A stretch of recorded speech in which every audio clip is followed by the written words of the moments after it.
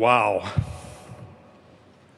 What a beautiful morning and what a magnificent venue to celebrate the rich and meaningful life of one of the best guys ever. It's a celebration that could not possibly be more special and important to everyone who loved Arnie, as all of us did, and I am deeply honored to be here this morning.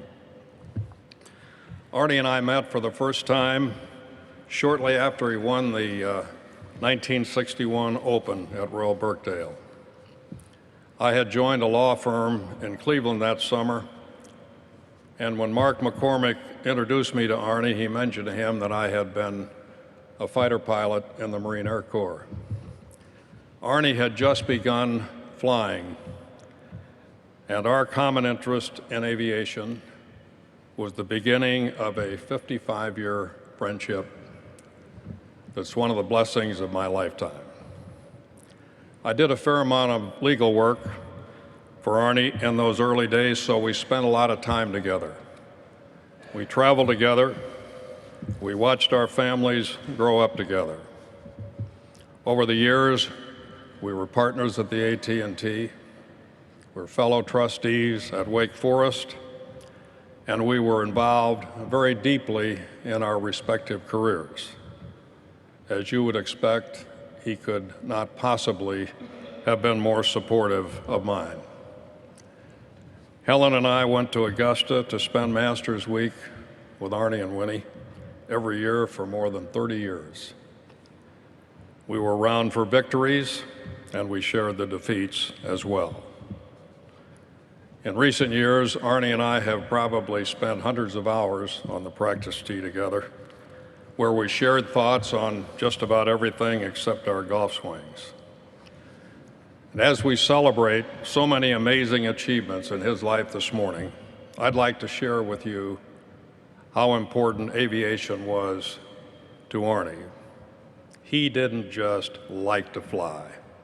He loved to fly. And the faster the speed and the higher the altitude, the better he liked it.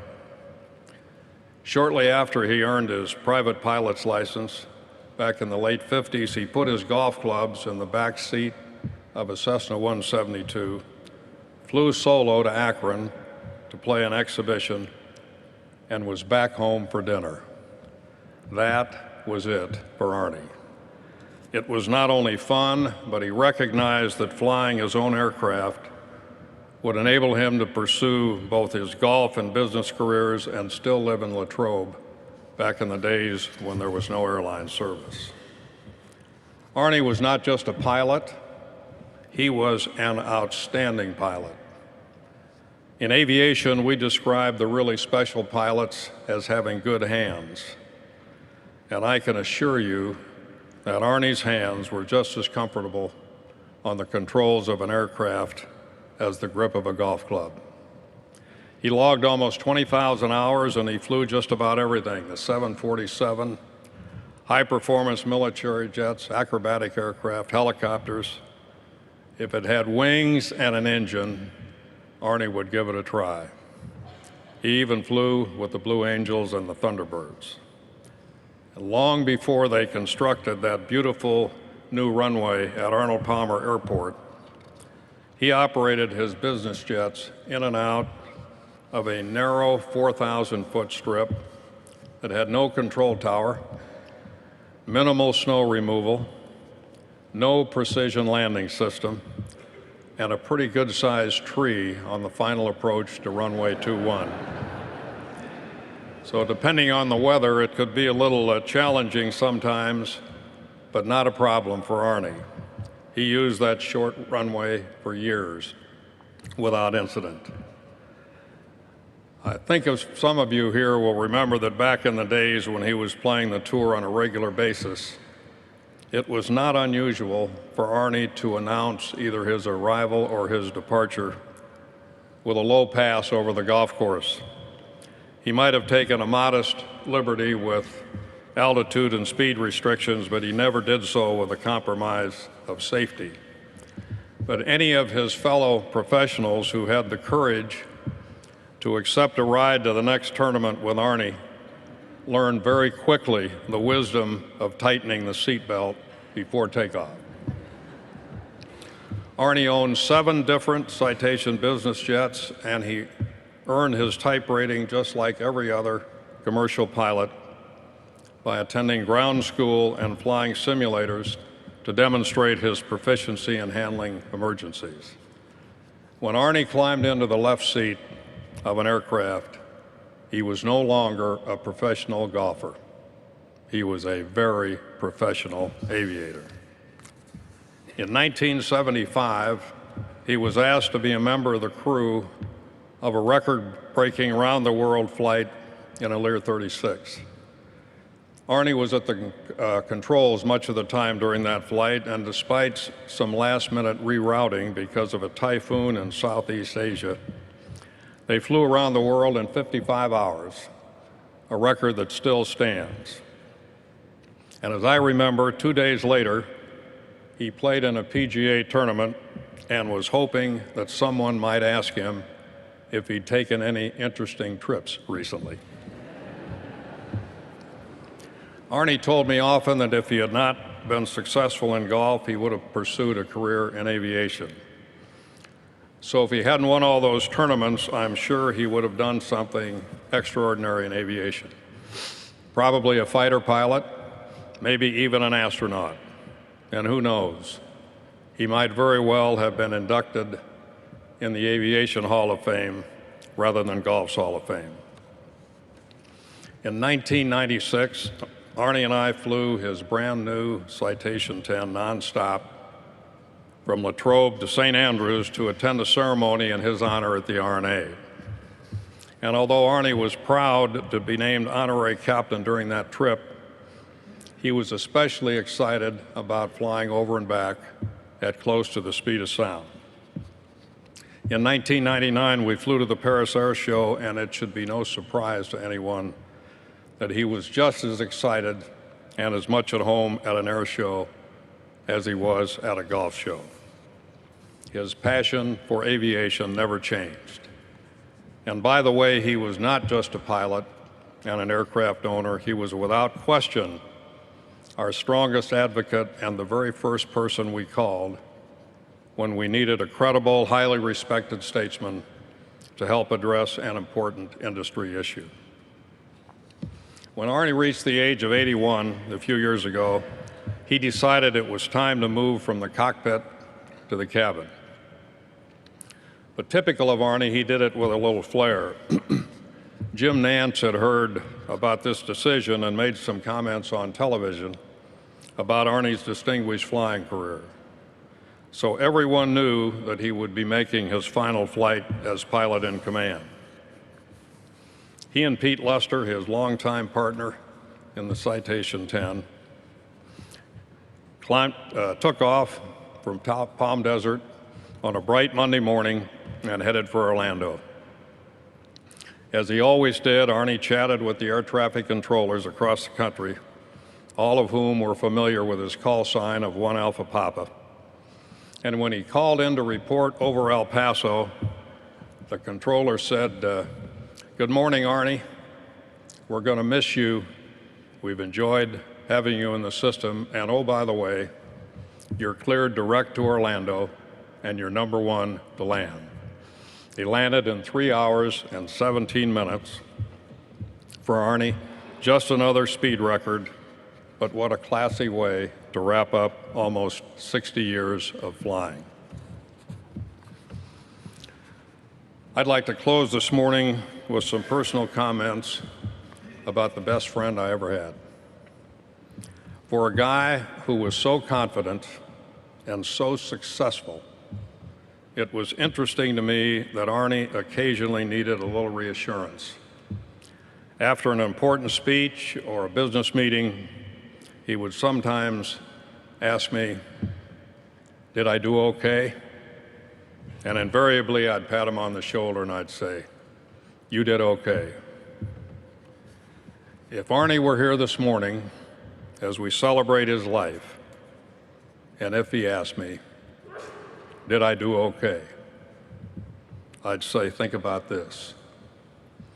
You raised a wonderful family that mirrors the strength of your character and the quality of your values. You have enriched and inspired the lives of millions of people all over the world, not just by how you played, but who you are. And your exceptional generosity to so many charities, especially for health care for babies and children, will have a positive impact and bring joy to thousands of families for generations. That legacy, in my view, is even more important than all those majors. So I'd have to say, my good pal, you did okay. Thank you.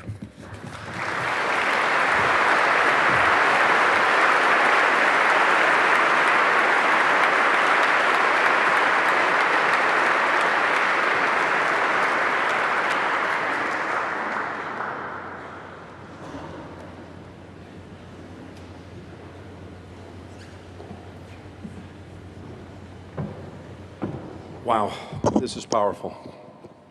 I can't think of anything more powerful I've ever attended in my life. And I keep looking at that beautiful photograph over there with Arnie smiling. Doesn't matter where you're sitting in the Basilica, he's smiling at you. And that's what you felt when you were in his gallery, as you cheered him on. Somehow he always connected with everyone. Charlie, I'm going to try to celebrate, take your cue. But I've been grieving for 9 days, like a lot of you have, since we got the news. And it's been hard. And there's millions of people feel that way. All of us had a connection. Most of us in this Basilica had a friendship. But so many other people around the world never met him. But Arnie was their friend. Arnie through the eyes of the camera. I saw it in the program. Frank Chirkinian was the father of golf television, a mentor to many of us. He came along at the same time as Arnie. Together they created magic. Frank's in the World Golf Hall of Fame. He passed away in 2011. He was asked one time, tell me about Arnold Palmer. He said, you know, the camera's a tricky thing. It either loves you or hates you, but it reveals everything. And Frank said the camera loved Arnold Palmer. I just want to express my love and appreciation to the folks at the Golf Channel who have, for 9 days, really done a great job of uniting our community, bringing this special golf universe together as one. It was an incredible effort. I know what it took. And of course, Arnie co-founded the Golf Channel, and you made him proud. And you guys served our game with great distinction. I stand here realizing there's so many people who should have this chance to deliver a testimonial about the man. Whether it's a friend like Jim Rohr who threw that magnificent party, Arnie at 80, or his good friend R.J. Harper, who's out in Pebble Beach, grew up wanting to be like Arnold Palmer. And the way he carries himself, he certainly has. But, you know, as a kid, you'd hear the stories that Arnold Palmer could relate to everyone, to the common man, but he rubbed shoulders with presidents and royalty alike. I actually, as bizarre as this sounds, I had a front row seat to see Arnold Palmer mingle with a president and royalty. It was May 7th, 2007. The occasion was a state dinner honoring Queen Elizabeth at the White House.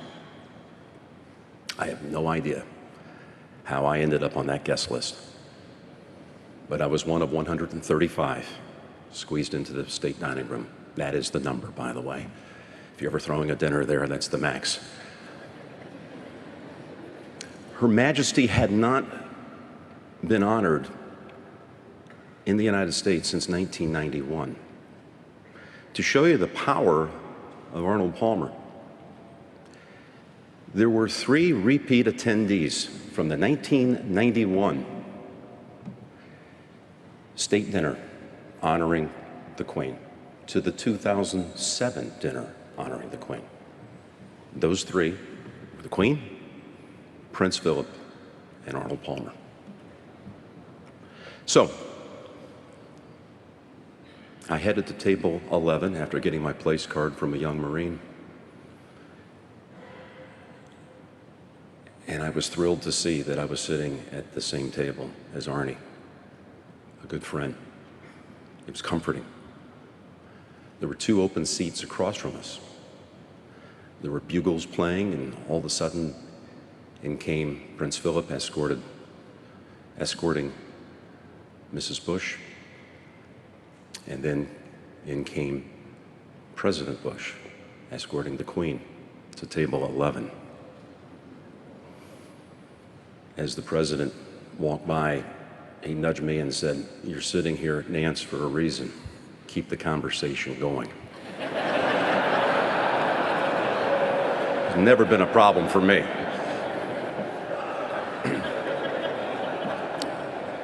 Try as I may,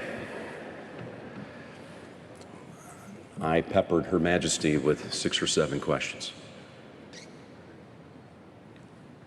And look, I get it. She had no idea who this guy was sitting across from her.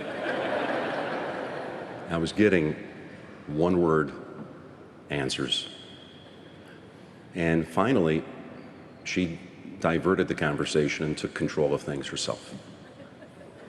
She looked over at Arnie and said, "Mr. Palmer, I've always wanted to ask you, how many people in your lifetime have you played golf with?" Now, I thought of all the times that I've played with Arnold Palmer, and I've been fortunate to play from everywhere from Augusta to Pebble Beach to Latrobe and Laurel Valley and National Golf Links, and all these times more than I deserve, in many other social gatherings, just having dinner or corporate functions where we would do the Q&As that were brought up earlier. I never thought to ask him that question. And hats off to the Queen. That's a good question. I couldn't wait to find out the answer. I looked over at Arnold. And suddenly I realized, as Arnold looked up and saw 7 sets of eyes staring at him, he did not hear the question. As we all know, Arnie had the double-barrel hearing aids going, and I'm soon to join him. My hearing is shot as well. So I thought, I'm going to jump in here. And I leaned over and I said, "Arnie, Her Majesty would like to know how many people in your lifetime you've played golf with." Well, Arnold, sometimes would say a lot with just his hands. He wouldn't verbalize it. So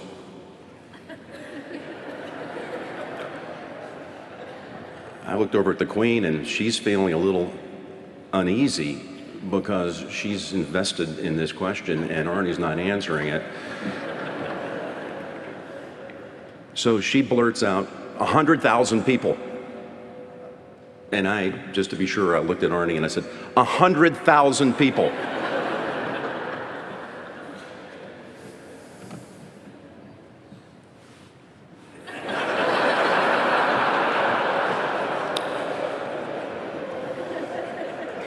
Everyone's eyes shot back to the Queen.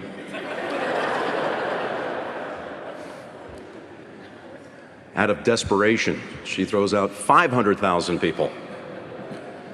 500,000 people.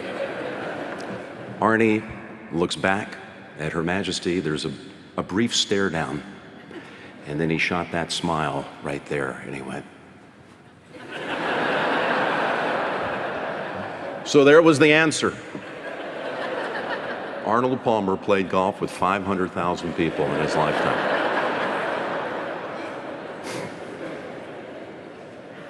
A month later, I was with Arnie over at Oakmont, as we would do for years, working an event together for Rolex. And we both reflected back on that special night. And he said, "What did you think of that conversation with the Queen?" Which really wasn't a conversation, I reminded him. It was more, questions from the Queen and thumbs from Arnie. He said, "Does that sound about right? 500,000? And knowing him well enough, I could shoot straight with him. And I said, "The math doesn't add up. If you came out of the womb and day one,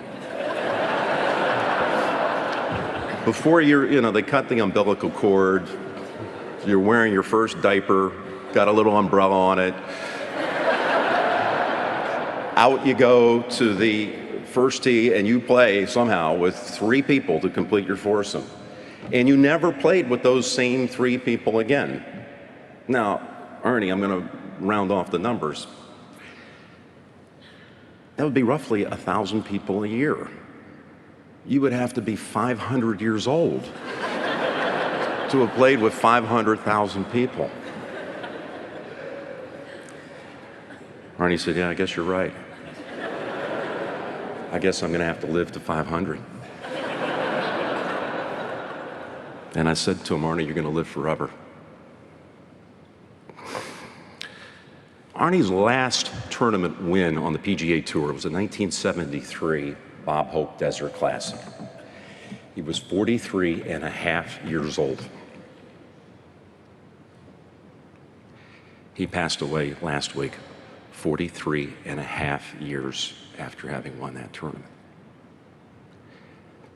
It's almost eerie, if you looked it up, how the days almost match up in perfect symmetry. So the first 9 of his life, was spent right here in Latrobe, loving parents, big dreams, a father's dream passed on to a son, wants him to one day go down, compete at Augusta. People say, well, he won it 4 times. People forget, though, he was the first to ever win it 4 times. It was a huge achievement at the time, the first to ever win it 4 times. And all the other many things he did through those first 43 and a half years. But the second 9, he was still competing. He was playing in the skins game competitions and playing some senior golf. But that second 9 was every bit as rewarding and fulfilling and relevant. He was building golf courses all over the world. He was building hospitals. He was the captain of the philanthropic efforts of our sport. Unlike other sports, you never really retire in our game. You're still around. Weren't we blessed and lucky and fortunate to have Arnie for all these years? His last Masters round in competition was a sad day. We were never ready for that. It took him a long time just to get up to the first tee. Got on the putting green just in time to, in theory, hit a couple of putts. He'd shaken so many hands on the way to the practice putting green. I happened to be standing there, and as soon as we locked eyes, he said, "Have you made your decision?" I was at a point making some significant career decisions at a crossroads where they're going to go over and maybe do news in the morning. And I told him, "I have. I'm staying with sports. This is my dream, was to grow up one day broadcast the Masters tournament. There's no way I'm ever going to walk away from that." He said, "It was a tough decision." I said, "It was." You see, at that time, my father was deep in the throes of Alzheimer's, a battle that he would lose soon after. And Arnie was aware of all that. And I told him it's the first time in my life I could never seek my father's counsel. He was incapable of being able to help me through a very important decision. And here he was, Arnold, about to go tee off for the last time. And he leaned over and he pointed right here with great force. He says, "You don't understand. Your father helped you make that decision. You were listening to him. He was right here the whole time." With that, Roy Saunders was caddying for him. His son-in-law came over and he said, "Hey, bro, we got to go." And he said, "I haven't hit a putt yet." Let me just drop these three. He dropped 3 balls down, 12 feet away, all 3 center cut, bottom of the hole. And off he went to go play the Masters for one last time. And as he left, he looked at Roy, looked at me, and he said, "You know, this was always my dream, was always to come here. My father's wish was passed on to me. I know it's time, but I never wanted it to end." We never wanted this to ever end, this friendship, this connection we had with Arnold Palmer. It's almost impossible to define how somebody that big could have so many friends. How did he manage that? It blows my mind how he was able to keep all of us somehow in the loop. What a special talent. What an enormous heart. Tim, you talked about him walking up the 18th. And also heard the comments about how he drew energy off of the feedback that he received. Did I do okay? Heard it a million times, Russ. That was beautiful. Later that day, in his last round, he came up the 18th. We looked out our perch. The ovation lasted for 18 minutes as he walked up. He was feeding off of it, and we said our goodbye. I'm going to do something a little unconventional here. We've had a thumbs up, but I think here we are in Latrobe, and knowing how much he loved that showering of love and appreciation. Can we give him one more? Can we give him one more walk and ovation for Arnold Palmer coming home up the 18th? Would you join me?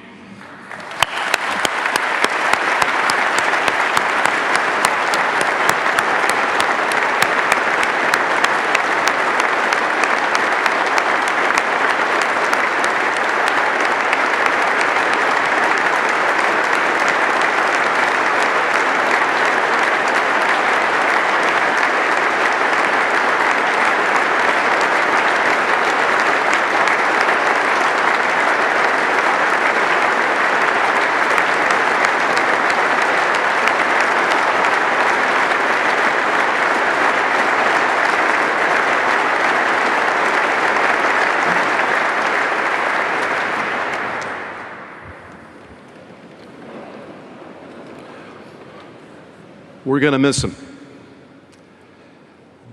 The captain of our game. You're going to find him in a lot of places. He's going to spring to mind.